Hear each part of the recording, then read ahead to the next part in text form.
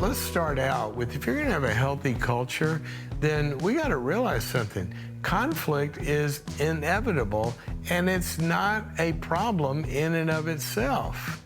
It's part of creation, because all conflict means is that two things collide. And when two things collide, they bump into each other. Well, that's not always a problem. In fact, and we're going to have discussions, and we're going to have different opinions. Different opinions are going to conflict. Even truths can come into conflict with one another to get to a higher truth. You know, thou shalt not kill.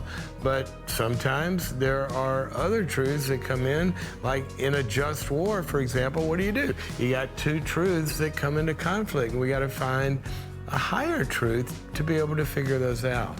So don't be afraid of conflict. Normalize conflict. Go into a meeting and say, hey, we're going to have some conflicting ideas here. That's a good thing. Let's make it positive. One of the things that conflict does is it helps define people and their opinions. When you come into a conflict, it helps people get clear about what they really think and a plan or a solution or their perspective. It doesn't mean that it's adversarial. It just means that two things are coming. You got an opinion, I got an opinion. Boom, they bump into each other. Iron sharpens iron. And it's the only way to find a good answer. So the first thing about conflict that a healthy culture has is that conflict is normal and conflict can be good. It's the way we learn. Let's make it okay. Conflict doesn't have to be bad. Normalize that in your culture.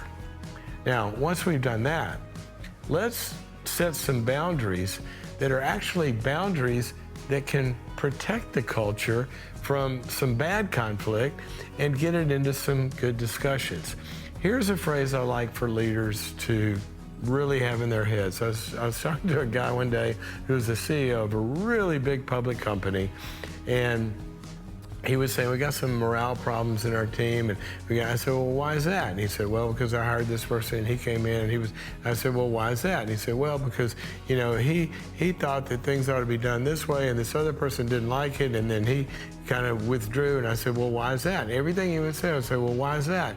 And finally he realized, I guess I am ridiculously in charge, aren't I? And I said, yeah, you are. Realizing that he was the leader, and there were some very clear boundaries that he hadn't established that were actually allowing the bad conflict to happen. So what are some positive boundaries that a leader can set? Because you're the steward of this, you're ridiculously in charge, and a team can set these for themselves that make things go well. Number one, the boundary of making sure that we're going to have a positive emotional climate.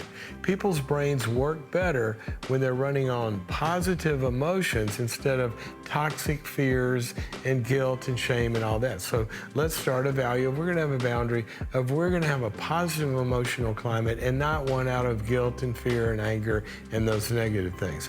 The next thing is we're going to have a boundary that sets up structures where we're going to empower each other through having good connectedness.